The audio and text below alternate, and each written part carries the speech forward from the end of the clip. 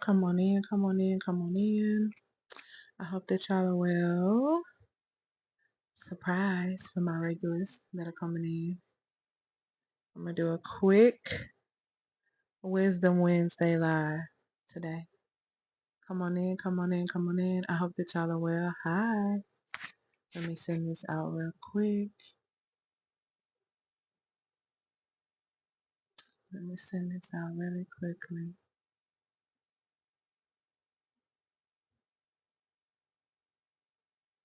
Put a 1 in the comments if you can hear me clearly as well. Put a 1 in the comments if you can hear me clearly. Come on in, come on in, come on in. I hope that y'all are well. Let me send this out.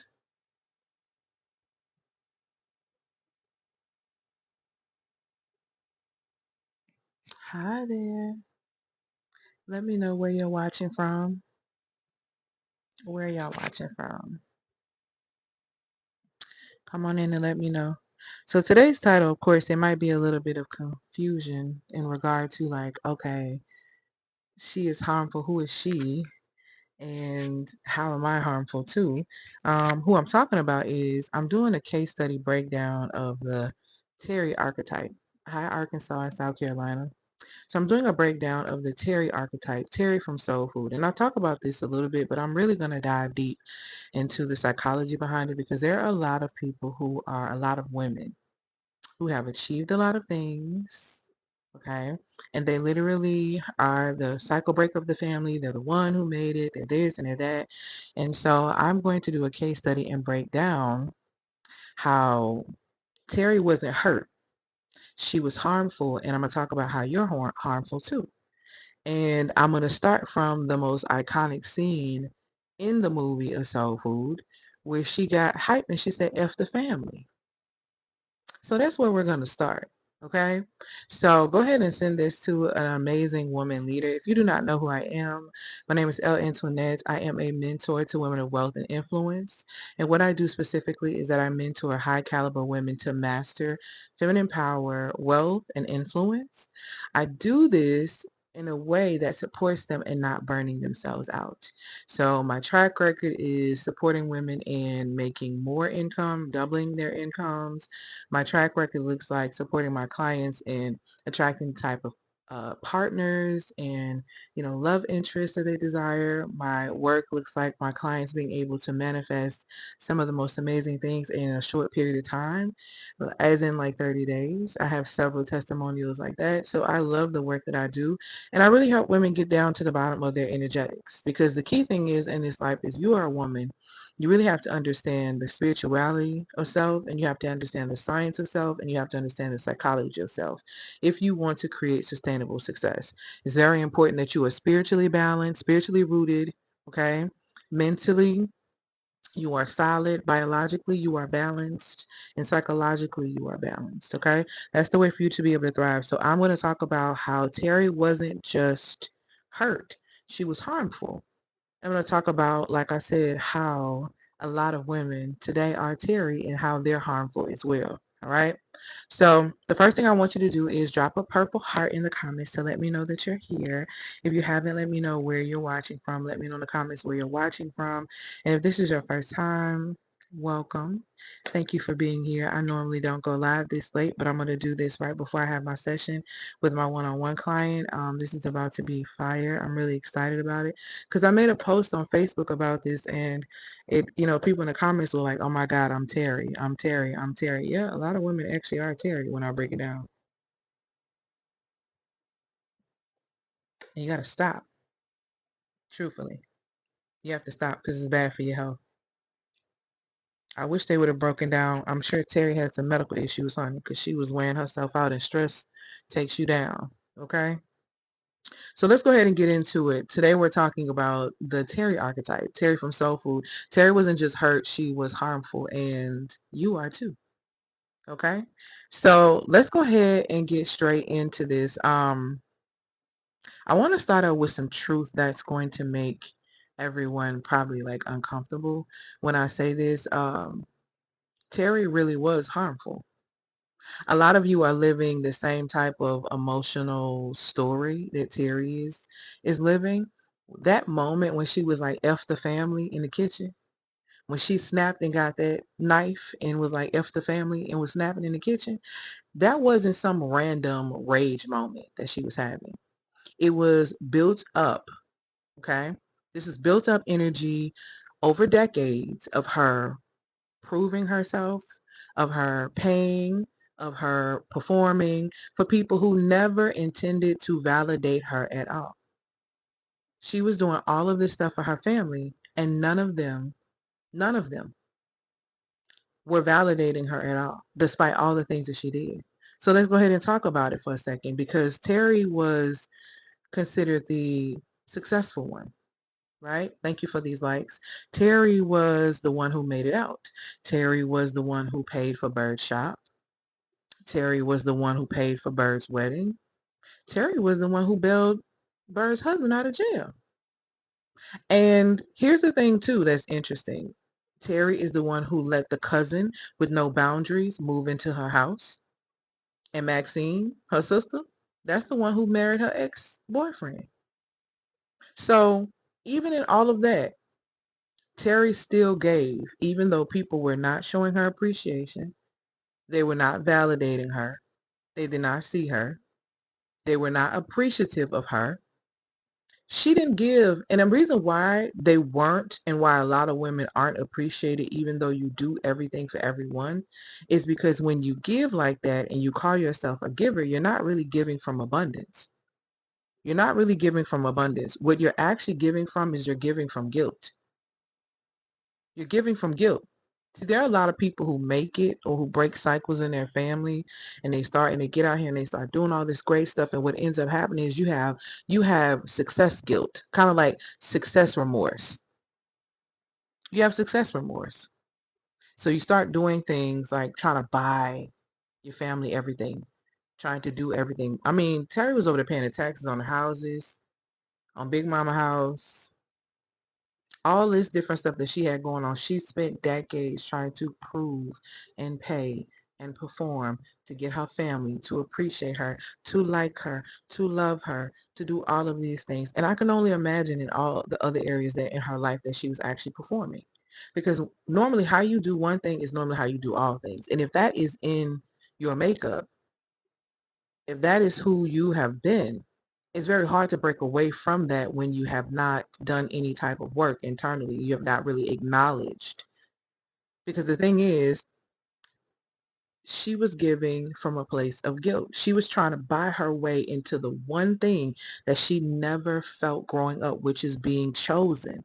Do y'all not remember what she said to Mac's husband in that kitchen? How she think and wonder what it would have been if it would have been them.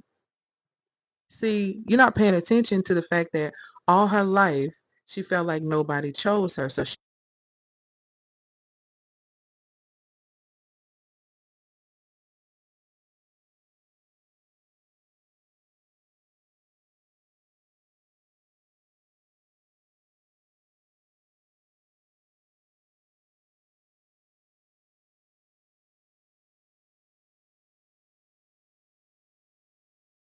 oh, I don't know what happened, but what's the last thing y'all heard me say? Let me set this up.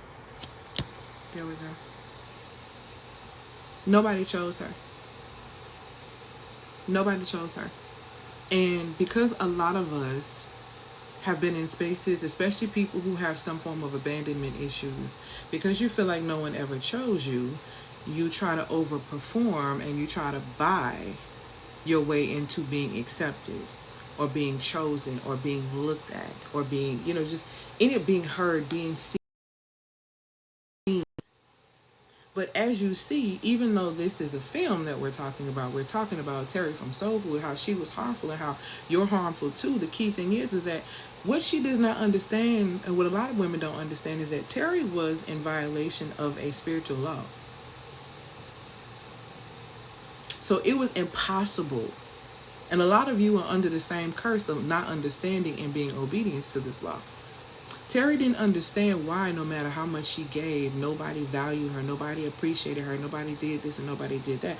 Number one, she was giving out of space of guilt, so that's the wrong vibrational frequency for her to be giving. That's number one. Number two, well, that's number two actually. Number one, she was in a major violation of universal law, the law of correspondence. Okay? That's the law she was violating the entire time. The law of correspondence basically says, as within is as without. She gave from lack. She gave from the lack of not feeling chosen, so she gave to try to buy her way into it, an experience of being chosen. She gave from survival. She attracted users, she attracted chaos, and she attracted disrespect, all the way down to the point to where she invited it into her home. See, y'all let people guilt trip y'all into moving and doing things that don't really align with you, that have you out here violating. Shalom, sis. They have you out here violating. A lot of women do that. Let me say this like this. A lot of women do that.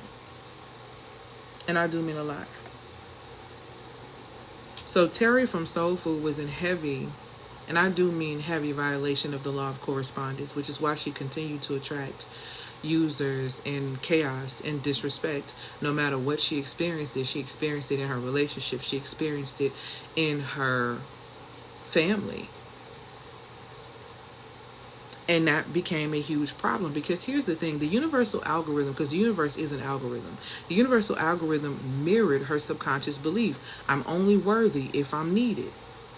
So what did she do? Teri from Soul Food met every single need, just like you meeting every single need in your family, because you have success remorse, because you're the one that made it. You're the one that has these grand opportunities. You're the one. And so now you've turned this whole cycle breaker aspect of your life into your identity, and now you can't escape it. It has you in a chokehold, and you're constantly in violation of this law, because you're not giving because you're truly giving cheerfully. You're giving from a space of guilt. You're giving from a space of lack. You're gonna love me if I show up. This is how people go into 9 to 5s, and they overperform, thinking that people are going to promote them. The hardest worker is not the one who makes it to the top. I'm sorry. It's not. Thank you, my love, for these gifts and these comments and these likes. It's not. It's the smartest person, the one who knows how to work smarter. And y'all don't really know how to work smart because you're too busy trying to prove a point, prove that you're the one. And it is literally sucking the life out of you. Do y'all see at the end of that movie, when everybody was smiling at the end and happy, and Teri was not, she was just looking like, everybody was happy. Bird with her man, Maxine with her husband, family just smiling. Everybody on Teri dime. Everybody on Teri dime. And this is something that we really have to pay attention to, because like I said, the universal algorithm mirrored her emotion, her subconscious belief that I'm only worthy if I'm needed. So it kept sending people her way. She kept receiving people her way who needed her but never valued her. And that's what a lot of women go through at this point. That's what's happening with a lot of women right now, especially a lot of the women who have made it. Because the reality is, you are constantly violating because you're giving from a place to keep people in your life, or giving from a place to want people to value you and see you. And in reality, they don't. They see a sucker. I've never seen a sucker not get licked. You're not a kind person that has a big heart. You're a person that does not know how to steward your heart, and that's a problem. You're a person that does not know how to steward your energy properly, and that's a problem. You're a person who doesn't understand your identity, because if you did, you would protect yourself, and that's a problem. Teri was the villain in her own life. Teri was the villain in her own life. Nobody made her have that girl come stay with her. Nobody made her pay for Birdshot. Nobody made her pay for Bird's wedding. Nobody made her bail Lim out of jail. Nobody made her call them dudes to try to jump Lim to get her. Nobody made her do any of that. She was trying to prove a point. She was trying to save the day. She was trying to be the one. Because hopefully at some point somebody would see her. But guess what? They only saw her as a lick. And a lot of you are doing the same thing, wondering why you keep attracting users, chaos, and disrespect. It's because you're operating from a space of lack, a space of desperation. That's how you're moving. Women who understand and are in alignment with their authentic feminine design don't chase anything. They literally understand that things are magnetized to them. There's a level of detachment that is mastered. So when I talk about teaching women how to master influence, wealth, and power in a feminine space, that's what I'm speaking about. You have to have a level of detachment. How are you saying you want to have a 6-figure, 7-figure business and you get triggered by somebody saying something to you online? Be for real. Be for real. And a lot of you will sit here and say, well, you know, if you're saying that you are a believer, here's what I need you to understand. Let me clarify something. And I said this to someone who was on my master class the other day. When you make a decision to honor the calling that the Most High has on your life, or to come into or to accept any form of position that comes with responsibility, when you make a decision as a woman to take responsibility, right, to accept a position where there is required and more responsibility, you, with that accepting, you need to understand that you're going to be rejected. And that's your problem. That's a lot of women's problem. You scared of rejection. For what? For what? What you have to understand is that everything that you accept, there is an equal element of rejection that comes with that. You are going to be rejected. When you grow and you elevate and you start getting better, the women in your friend circle, if they are insecure women, if they are women that are ruled by their insecurities, trust me when I tell you, you're going to lose those relationships and those friendships. Because as you elevate, people are either going to be coming up or falling off. When you accept something, there's going to be rejection. This is why when you start working on yourself, they hit you when you think you better. You think you all that. This is why they hit you with these things. They hit you with these things because of that. You have to understand that when you accept your walk, your calling, your assignment, people are going to reject you. And if you have a problem with rejection, you're going to struggle to sustain whatever it is that you're trying to build. A lot of y'all want to be married, but some of y'all don't want to let go of some of the people in your life that would actually mess up your marriage, because you don't understand that the people that you keep around you are really jealous of you, which is why they give you piss poor advice. Which is why they do little things to hate on you. But you're not really paying attention to that because you're so enamored with this individual. When it speaks about in scripture, you're going to leave and cleave, you now become responsible for the family you've created. Do you understand that? Do you understand that? You now become responsible for the family that you have created. If you are saying that you live according to scripture, now you ain't, then do what you want to do. Hey. But I'm just saying, if this is how you say that you live, then you leave and you cleave. This means that you are you're responsible for the family you create, not the one you came from. See, and a lot of y'all don't know how to release that. Y'all don't know how to understand that. Because you're so concerned about whether or not you're going to hurt their feelings versus what is top priority and valuable to you. All because you're afraid of someone calling you selfish. The problem is you're not selfish enough. The problem is you're self-centered.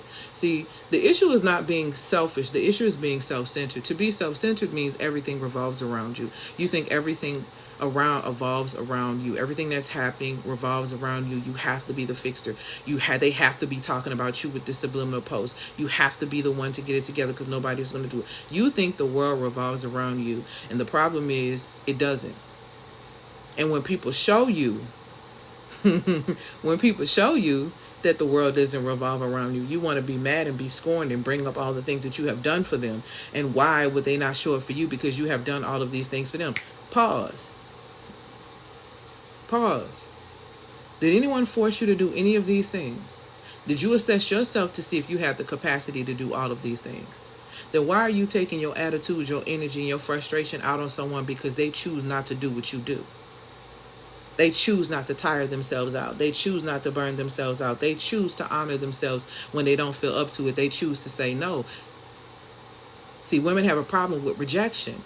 The reason why you are uncomfortable with the word no is because you don't say no enough, and that's your truth. Because you don't say no enough, you find it a problem when someone says no to you, which is crazy. Because no protects you. No actually corrects you too, but you don't want that. You claim you want protection and you want correction, but the reality, and then you claim, but you do something opposite, but then you claim you want to be in a union, you want to be in a covenant. It doesn't make any sense. It does not make any sense. Somebody asks, how do you let go gracefully, especially if they would be hurt? Your concern, their hurt is more primary than your own? Is their hurt more important than your suffering? You see what I'm saying? I want you to hear what I'm saying. Is their hurt, because we all get hurt, and then we go on with our lives after we get hurt. Is that person's hurt more valuable or more priority or more important than your suffering, which is current, which is present, which is constantly continuous at this point? That is what you have to ask yourself. What is more priority, their hurt feelings or your peace? That is what you have to ask yourself. I wouldn't tell you that there is a way to necessarily let go gracefully is to honor yourself. It's to have grace with yourself by saying, I deserve peace. I deserve to have people in my life who value me. I deserve that. So the grace you have is for yourself by not allowing yourself to continue to be in experiences where you are suffering, because that is present. Okay? So that's the key thing. People are always going to be hurt. People gonna be mad that you say no. But let me tell you something about saying no and having boundaries. The only people who get pissed off about your boundaries for real are the people who were benefiting from it at first, and they realize they can't benefit anymore. So now they want to guilt trip you and make you mad and make you feel bad and all this different type of stuff. For what? Absolutely not. Absolutely not. The way you treat yourself is what you expect, what you should expect. If you treat yourself with disrespect by not honoring your boundaries, not honoring your own commitments, expect to attract people who do the same. To expect people to do the opposite when you don't do that for yourself is insanity. It's real life insanity. Like I said, Teri kept violating the law of correspondence, because here's the thing about the law of correspondence. As within, so without. As above, so below. It's the exact same thing. The law of correspondence is a universal law that's really a spiritual truth. Okay?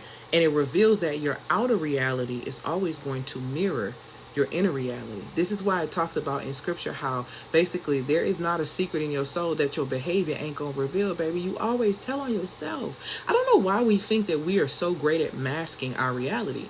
The people who spiritually can see, like myself, is not just me. Not everybody's going to tell you what they see. They're not going to speak truth to you. So the thing is, we see you. It's very, very clear. It's very clear, despite whatever you say, despite you saying that you respect yourself, your relationships show that you don't respect yourself. Your behaviors show that you don't respect yourself. Teri from Soul Food had all that money and all that stuff going on in this house and all this and all that, and she still didn't love herself. She still didn't respect herself. She still didn't honor herself, and which is why her life was chaotic. Why it was chaotic. Thank you, my love. Thank you, my love, for these gifts. Hey, Queen Mother. Like, it's chaotic. One thing about a woman who is in a space who operates from the fruit, that woman doesn't submit to chaos. One thing about me is that you can't pull me into your chaos. I'm just not a person you can do that to. Like, thank you so much for these gifts. I'm not a person that you can do that with. You can't pull me into your chaos. I'm going to pull you into my peace. And if I can't pull you into my peace magnetically, I'm just going to stop engaging with you. Because it shows me that you don't want peace. You want war. Now, don't get it twisted. I am a warrior, but I prefer not to spar unless it's necessary. Like, it got to make sense. I don't waste my energy like on that. And Teri was wasting a lot of her energy by just not choosing peace, because she wasn't peace. And a lot of people, I'm not a fan of the whole be somebody's piece, because in reality, that's not anyone's responsibility. But what I do tell women is that you as a woman are the atmosphere of the home, right? So like the masculine is the structure. And so the woman is the temperature. She's the thermostat. So if she's hot or she's cold, that's going to determine the temperature of how the household is ran. And so the thing is that if you are not a peaceful experience yourself, if you don't know how to cultivate peace within yourself, there's no way for you to cultivate an atmosphere of peace. And a woman who is always at war with herself will always be in battle with everyone else around her. And that's what you got to remember. See, I don't find it coincidence when people always have problem after problem after problem after problem. I say, I'm looking, I'm assessing, I'm paying attention. Because why is it that you're always having a problem? See, I find it when you're always having a problem, you tend to be the problem. You tend to be the problem. And having money doesn't necessarily mean that you stop being the problem. Like, people have money and they're more of a problem. They're more of a problem because now they have a bag, so now they overcompensate. So I don't think people really understand your outer world, much like Teri from Soul Food. It mirrors your inner reality. I say this all the time. If you don't like what's on your Explorer page, which is your life results, if you don't like what's in your Explorer page, your timeline, all of these are things that you have liked and engaged in. The algorithm don't lie. The universal algorithm does not lie. See, if the TikTok algorithm hits for you and it's so-called accurate for you and it hits something, the universal algorithm created by the Most High is so much more accurate. Thank you, my love, for these gifts and these likes. It's so much more on point. It does not miss. That's why I tell people that the law of sowing and reaping is a boomerang that never misses. You are never not gonna be able to sow something in this life experience and think that you're not going to get a return, sweetheart. That's not the way this works. So if you don't like your outer reality, then you need to shift your inner reality, because that is a representation of that. Even when it comes down to your body. If you don't like the way your body looks, if you don't feel like you're in a healthy state, then you need to change your inner reality. What is happening in your inner reality that is causing you to eat the following? What beliefs are associated with that?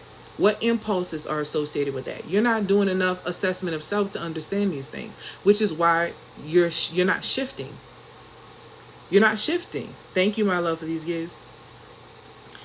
This is what this means when I say also that your inner reality or your outer world is always mirroring. Thank you so much. That's so cute to me. That your outer world is always mirroring your inner reality. Okay. That means that the relationships you attract reflect your beliefs about love and worth. So all this, I keep attracting narcissists. You are the narcissist that you attract. And I'm going to say that I don't care until I'm put in the ground. You are the narcissist that you attract. And if you don't believe me, let me put you on game of how and why I'm saying this. Okay? Number one, narcissists are individuals. Well, first and foremost, everyone has a level of narcissism. Let's first start right here. That's number one. If you open your phone, you got 50 million selfies of yourself, baby. That is a low level of narcissism. If you look at the story of Narcisse, you'll understand more of where this even came from. But I'm gonna just keep that right there. So that's the first thing. The level of narcissism that goes up to the space of self-absorption, which is spiritual, which is also manifests psychologically as narcissistic personality disorder, which is a true psychological disorder. But that psychological disorder is a manifestation of a spiritual disconnect and a spiritual issue. So let's talk about that spiritual issue and what that actually looks like. Narcissists who are at the level of self-absorption to where it is NPD, these type of narcissistic people and these type of narcissistic spirits, they don't believe in that they have the ability or they have their own power. And due to that belief, they're very broken. And because they don't believe that they have their own power, what they do is they outsource their power by absorbing the power of other people, which is why you will hear people say, okay, you drop one supply and then you get another supply. That is exactly what that is and what that's talking about in that space. Narcissistic people or people who have the narcissistic spirit, they outsource their power by using other people and discarding them directly after. This is why I say that you are the narcissist that you attract. Let me tell you why I'm saying that to you. I'm saying that to you is because you are doing the exact same thing the narcissist is doing, but you're doing it with a different intention, but it's still deceptive. What you are doing is attempting to outsource love, which first is a element that starts within self. You are trying to seek the power of somebody else's love to make you feel something, to elevate you, to help you grow, to help you get to the next level, when in reality, it's because you doubt your own power because you don't know yourself. So you're not tapped into yourself, so you outsource your power. You outsource love. You outsource these things because you don't understand this. Love first is two elements. Number one, it's a fire element first. The fire element of love is self-love. And how do you attract the water element of love, which is the other aspect of love, the external love that most people are craving and going desperate for? You do that by setting yourself on fire. Water is attracted to fire. The reason why you are not attracting the type of love energetically that you claim that you are giving out is because you don't exude that love. Have you ever seen a fire up close? Have you ever seen how mesmerizing a fire is? Of course you have, because as soon as you get on the expressway, don't let you see one, baby, you rubbernecking. You rubbernecking. Water is so alluring that it is going to turn everyone to it. It is going to make everyone magnetized by it. They're going to look, they're going to yearn to get close to it. So much so that it draws in water.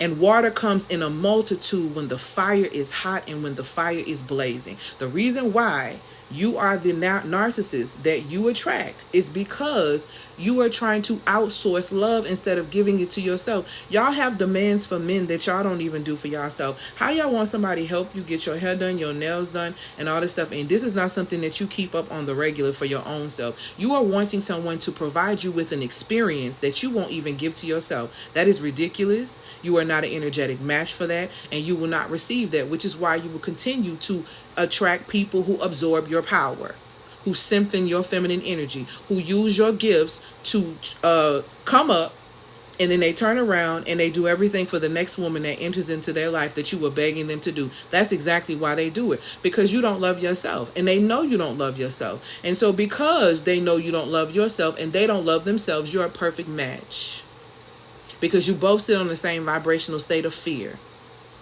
both of you.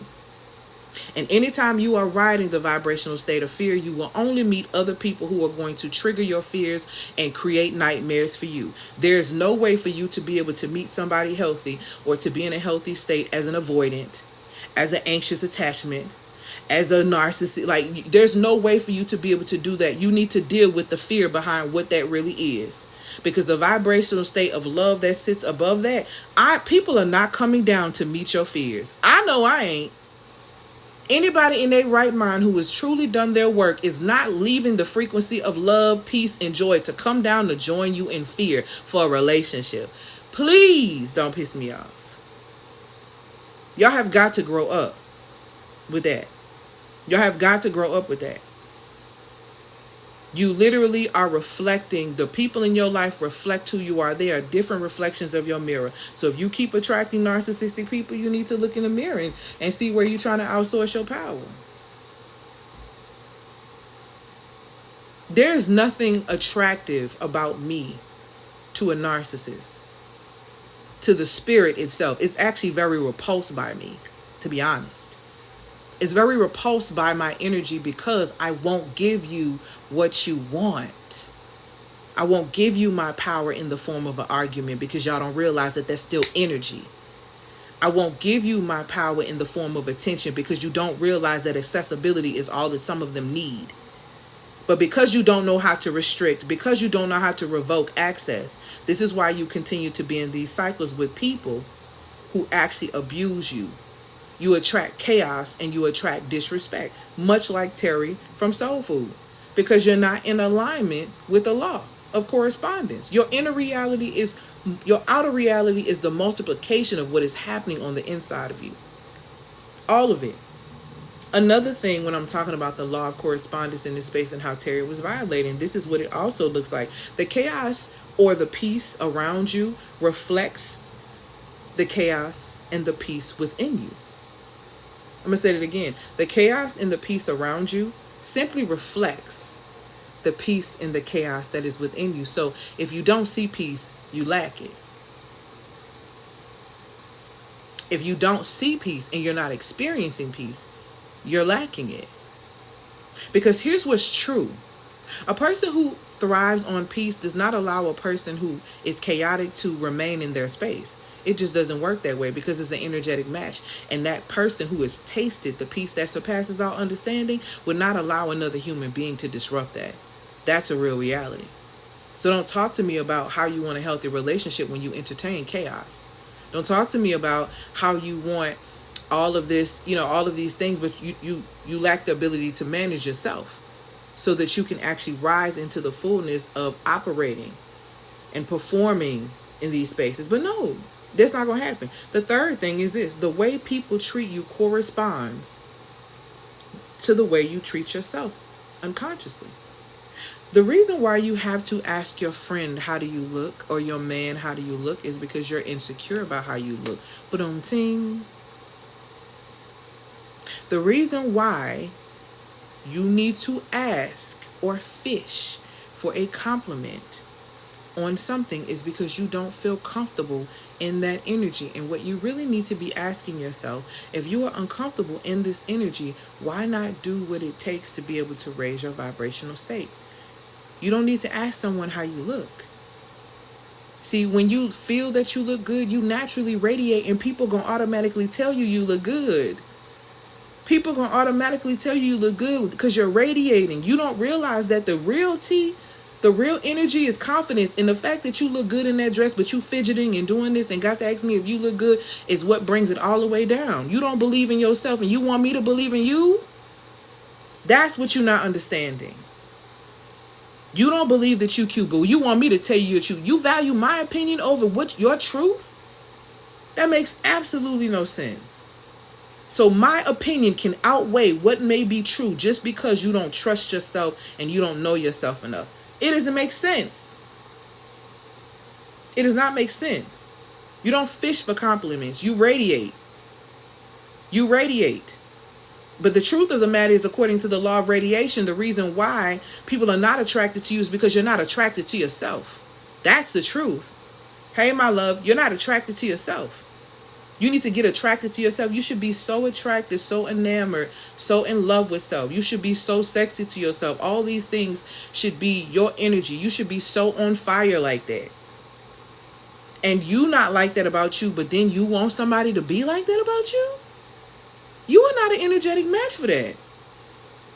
And you can't even handle that, because the minute that they start giving you that and you really don't believe it, let me tell you what's going to happen. The minute you start asking that and looking for that validation and you're not giving it to yourself, the minute that validation goes away, the minute that person is not giving you compliments anymore, you are crushed in your spirit. Why? Don't piss me off. Seriously, y'all are so excellent at going and make all this money and doing this and doing that, but you don't understand self. Hey, love. You don't see where you are violating self, but you easy to point out what other people are doing to you. What other people are doing to you is a reflection of what you are doing to yourself, because nobody can play you without your permission, your participation, or the fact that you simply are not paying attention. Nobody can play you. You were given too much on the inside of you for you to be played. The problem is you don't trust yourself. And that's because you have not rebuilt. You have not rewired your mind from childhood. You still running around on that little girl programming. Like, make it make sense. Hey, my love, make it make sense. Teri from Soulful was not a victim. She was the villain in her own story. Let her family play with her like that. Letting her family piss on her head and call it rain. Letting her family guilt trip her into allowing that girl to come stay in her house. She was the villain in her own story. And a lot of you are the villain in your own story, blaming your mama, blaming your daddy. Y'all ain't got no boundaries. And then y'all let people use halfway quoted scripture to check you about how you need to handle people who are dishonoring and disrespecting you. And ain't nowhere in scripture where it tells you to allow disrespect and dishonor. It tells you to even disconnect. It tells you to wipe the dust. Shake the dust. But yet you want to sit here and try to allow people to make you feel, you know, you need to go on and that, you know, that's still your mama. Let me explain something to you. Like it talks about honor your father and your mother and children obey your parents. It also says parents do not provoke your children. See, y'all need to read it for what it is. And you need to set boundaries. To honor your parent means to respect them. You can respect them from afar with boundaries if need be. If the conversation can't be honorable, you can respect them with boundaries. Well, I bring my mama groceries. Baby, it's Instacart. You can drop them groceries off in front the door with a note that says I love you, and hopefully we can talk. Listen to me. Don't come over here with that. Letting people half quote scripture to you because you not tapped in and you want to listen to their tradition. You know all this text and still not tapped into no power. That's crazy. That's crazy. Because there is nowhere in scripture that tells you to be a doormat. Nowhere. And it really pisses me off that y'all be thinking that. Like the Messiah one flipping over tables. Y'all need to go read. For real, for real. Because I don't know why y'all think the Messiah was a sucker. I don't know why y'all think, child, please. I don't even know why y'all think some of these women was. Y'all better go study JL. Y'all better go study Judith. Y'all better go study the essence of Esther. Y'all better go really see what time it is. I don't know where y'all get this weak aspect of how women are or how women should be. But there was nothing weak about the women in scripture. So I'm really confused about that. There was nothing weak about Eve. I don't understand that. And if you really study everything behind that by really reading the Ethiopian Bible, really reading the Apocryphal, you'll really see it's a lot more to that. But this weakness, this overexerting yourself with people, absolutely not. Absolutely not. You can't control the external, but you can master the internal. You can't control what's happening. That's why it's called self-control. That's why self-control is one of the fruit of the spirits. Because you can't control anything else but self, beloved. So when you try, it really reveals how powerless you truly are. Because you feel like you need to take somebody's choice away. You feel like you need to take somebody's power away. And that's not your position. You cannot control the external, but you can master the internal, and the external must respond. That is universal law. That's spiritual law, sweetheart. See, this is why it tells you that under the fruit there is no law. When you are living your life on the vibrational states of the fruit, there is no way for you to violate this existence, which means you have no choice but to sow seeds that are going to continue to allow you to reap the benefits of that reality. But because you don't choose that reality, you choose something completely different. That's what you get. When you master the internal, the external must respond. That is scriptural, that is science, that is psychology. Let's break it down on the science level. Guess what? If you change the things that you put in your body, guess what? That weight gonna come off, ain't it? This coming from somebody who used to be 100 pounds heavier. I used to be 100 pounds heavier. I have worked with my clients. Clients have lost 40 pounds, 60 pounds, reverse heart damage, reverse issues with the A1C, reverse liver damage. So I'm not telling you nothing that I'm not new to. I'm true to it. When you start to shift internally what you put inside your body, the external aspect of your body has to respond to the internal input. So you have to make it make sense. What you put in is what you're going to get out. Okay? So we really have to focus on that. And that's the law of correspondence. So let's talk about in Teri's case. The thing with her was she was giving from an inner place of unworthiness. She was giving from a place that was saying in her subconscious mind, how can I say this? If I do enough, they'll finally love me. And that's what a lot of women do. A lot of women go out and they become great. They go get degrees. They start making money, or they start businesses and they really start making money. And they have this survivors / success guilt or remorse type thing going. So then in that space, they'll just start doing, giving, and going, because you feel like if I do this, they'll finally love me. They'll finally respect me. But what was her reality? What did she actually attract? That didn't happen. She attracted people who needed her but didn't value her. She attracted people who needed her but never saw her. Imagine having someone call you and need you, and you show up for them and you give them everything that you can in that moment, and they still don't even see or understand the value of your presence, the value in what you did. You know how hurtful that is? You know how damaging that is? You know how many times, if you continue to go through that over and over and over again, how it can scorn you?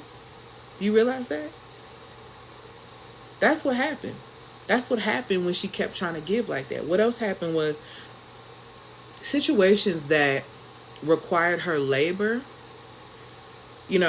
but never attracted her love or reflected her love. And what I mean by that was she always had scenarios where people needed her to do something, right? But it never reflected her being. It never reflected her love. It never reflected any of those things. She also attracted family members who mirrored her deepest wound, that she wasn't enough unless she was doing something. What was everybody coming to her about? Teri, you need to pay mama a thing. We're not selling the house. How you gonna tell me I'm the one with the check? As her and Maxine sit in their kitchen arguing about she's selling the house. How somebody who don't have the check and who ain't paying the property tax gonna tell me that I ain't finna sell this house? How is someone who is not assisting me and supporting me and helping me with these bills going to tell me that I'm not finna sell this house, what I'm about to do? How does that work?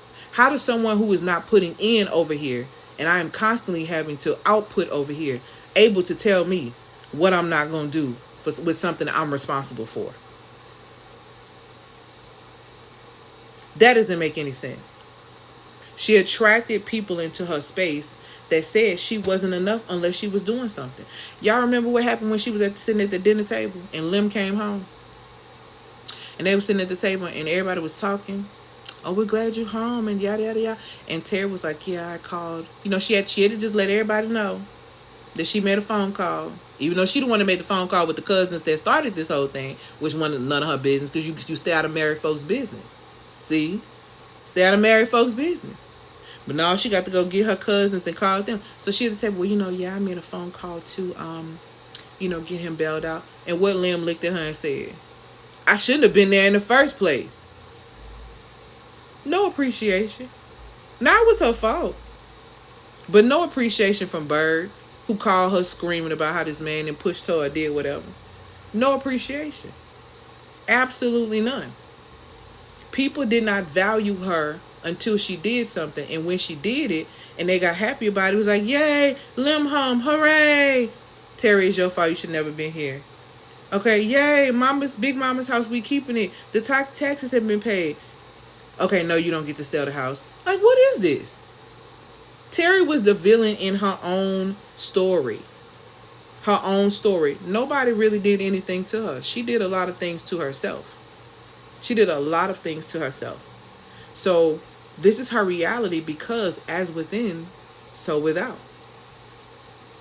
That's her reality. And some of you that are watching this currently at this time, aren't you tired of doing too much?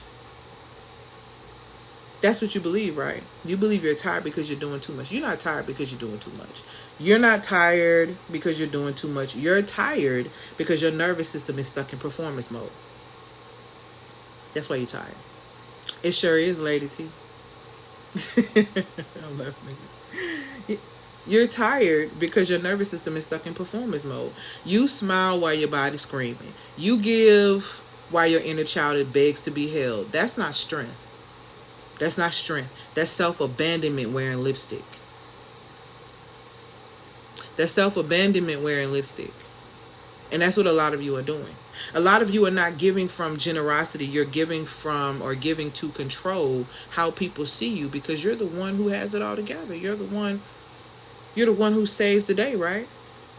But here's the reality. That's why the resentment hits so hard when people don't do nothing for you, because you overgive. That's why you feel like people owe you something. Women who stay in relationships way too long, the reason why you get mad at the man when he want to leave you alone is because you know you shouldn't have been in that space too long. And the first thing you holler is that I gave you my years.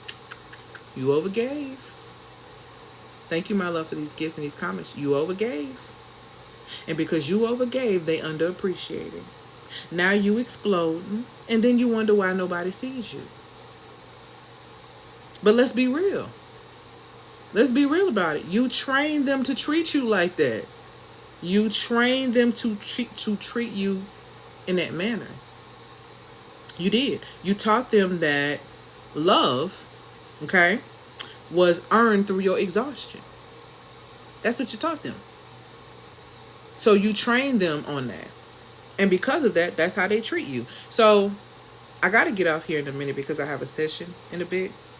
But I just want to tell you that if this, what I'm saying, hits you in your chest, then good. If you are the Teri from Soul Food in your family and this hits you in your chest, good. Because that's the part of you that's begging to be released. And Teri, she didn't get her healing arc. She didn't get her opportunity. But you can. And if you are in a space where you want to do that, then I have two options for you. The first option I'm going to talk about is the Muse Activation, which is a 6-week reset for high-performing women ready to stop bleeding for their belonging. Okay? We're going to heal the nervous system around performance. We're going to clear the performance wound in general. Restore your feminine power without emotional debt. Okay? You don't have to hustle to be loved. You don't have to hustle to do business. And you don't have to pay for presents. That's not what you need to do. You're not here to prove your worth. You're here to embody it. And we're going to go through that in that 6-week space. Okay? So the thing is, this is not we're just going to get together. No, this is a real serious experience that we're going to be having in the 6 weeks. So that's the first option. And it is a 4-figure investment. So if you want more information on that, then DM me the word activate. The second option that I have for you is I just had the Heart and Throne Masterclass, which is a 2-day intensive that ended on yesterday. The replay is available. The replay is only going to be available, okay, until Friday. So you can get the replay with Klarna Affirm and Afterpay, and it's $297. In that masterclass, it is going to support you in not being Teri from Soul Food. It is going to teach you how to stop moving in small energy as if you are a princess waiting on someone to tell you what to do. That it's going to support you in stepping into queendom, which is rulership. It's going to position you with emotional stability, emotional precision. It's going to support you in setting the proper boundaries. It's going to stop you from being the procrastinator, the performer, and the protector in your family. It is going to start positioning you to value yourself and prioritize yourself first. Because there is a way to be able to manage what you've built, the success, and manage your heart. This is why it tells you to guard your heart above everything else, because from it flows life. And in that class, you're going to learn how to do so. Because a lot of you need to learn how to do it even with the people that are in your family, because y'all just allow your family to treat you any kind of way because you're the one that made it. Because you're the one that's out. That's not going to make you be appreciated. Like I said, look at Teri from Soul Food. Nobody appreciated her. Despite the fact that she did everything for everyone, no one appreciated her. No one.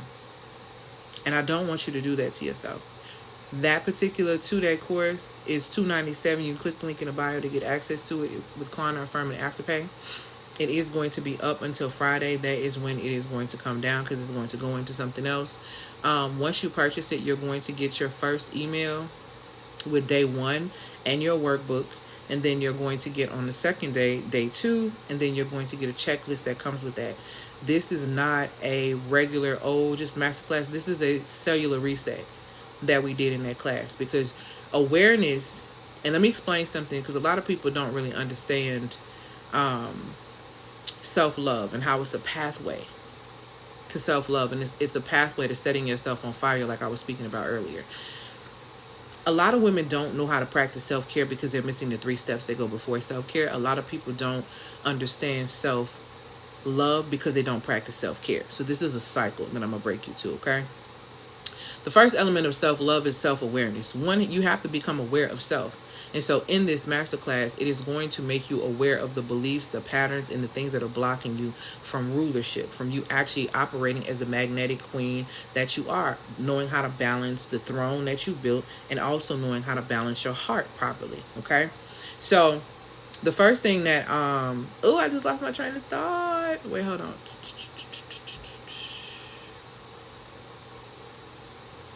Oh, y'all, what's the last thing I said? I just lost my train of thought. And it just flashed like that, too. Dag nabbit.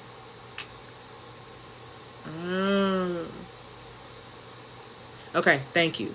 So the first step is for you to be aware of self, and that's going to support you in becoming aware of self, and it's also going to support you in the space of understanding what happens when you rise up from the performer or from the protector, from the procrastinator, the other archetype. That's what that, because these are archetypes that you've taken on. Okay, so the first thing is self-awareness. The second thing is self-compassion. When you become aware of self, you start to feel bad and start thinking about all the things you allowed to happen when you didn't understand your value, you didn't understand yourself. It's a really heavy forgiveness process and all of those things. So you have to go through that, right?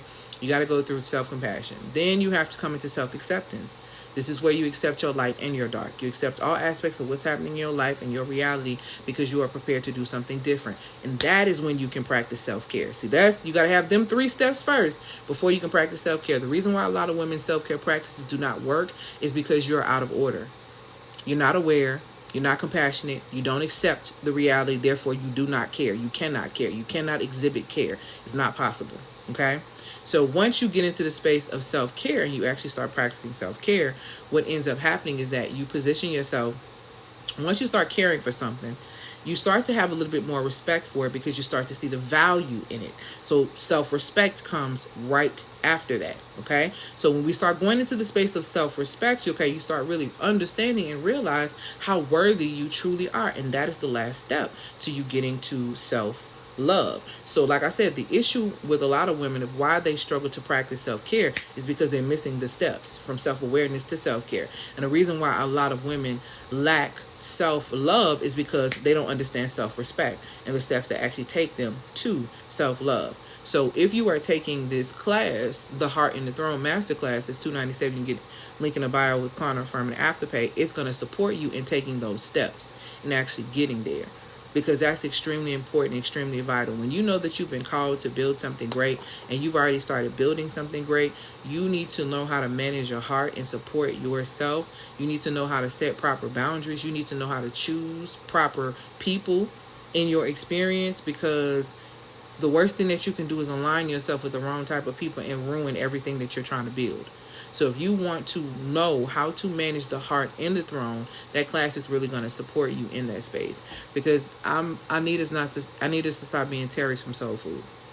You didn't break all these cycles and do all these things and elevate in all these ways just for you to turn around and allow yourself to be pimped out by your family, pimped out by sob stories, emotionally unregulated, all of these things, because all of these things impact your wealth. And like I tell you guys all the time, wealth consists of 5 pillars: financial resources, emotional fulfillment, time freedom, okay?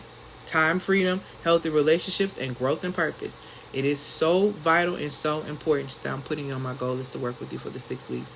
Yes, write the vision down and make it plain. I have had women to write it down clearly that they want to work with me and manifest the amount to be able to work with me. I've had that happen several times. One thing about the Most High funds his ideas. So for sure, if it's definitely in alignment for us to work together, the Most High, that money is there. You just literally have to ask. And all of my services, like I said, come with Klarna, Affirm, and Afterpay.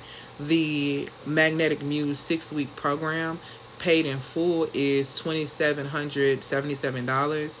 If you pay in a payment plan, it is 2 payments of $1,500. Okay, so that is the price for the Magnetic Muse 6-week experience. If you want to get the Heart in the Throne and you're not ready for the Magnetic Muse experience, then the Heart in the Throne is $297, and you can get that with Klarna, Affirm, and Afterpay as well. So, any questions before I get ready to go? Any questions before I get ready to get out of here? Because I have my session in a little bit with my amazing one-on-one client, and I'm super, super excited about it. Hey, love.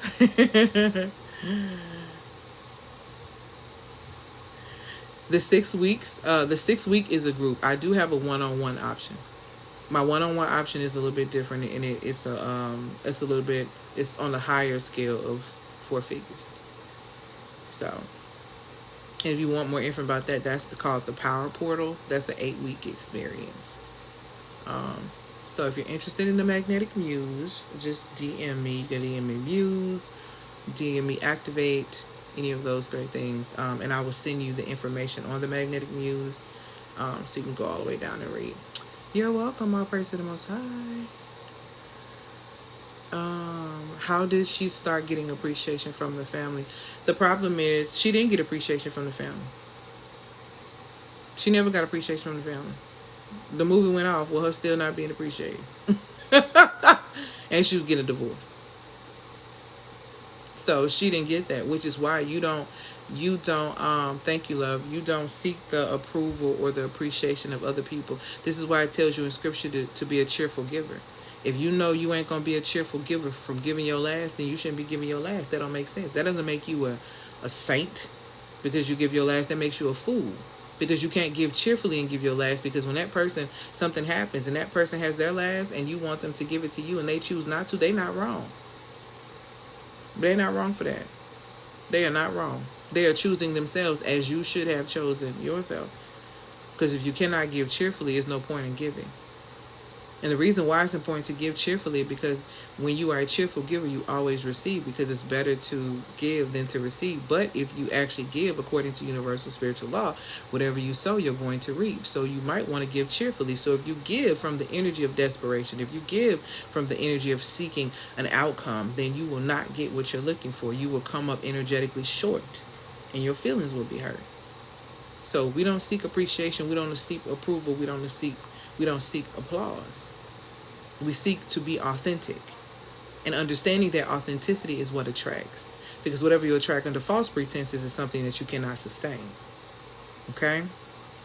You're welcome. All praises to the Most High. Any other questions? Any other questions?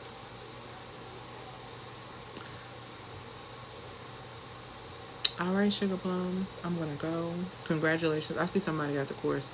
Congratulations to like 2 people got in the masterclass. The emails are gonna go out to you. The first email will go out today.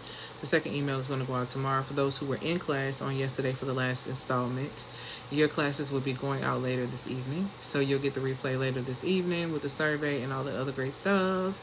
So yeah, guys.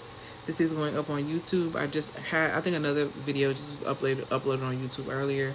So if you did not catch that, go catch it. Click the link in the bio to be able to subscribe to my YouTube channel.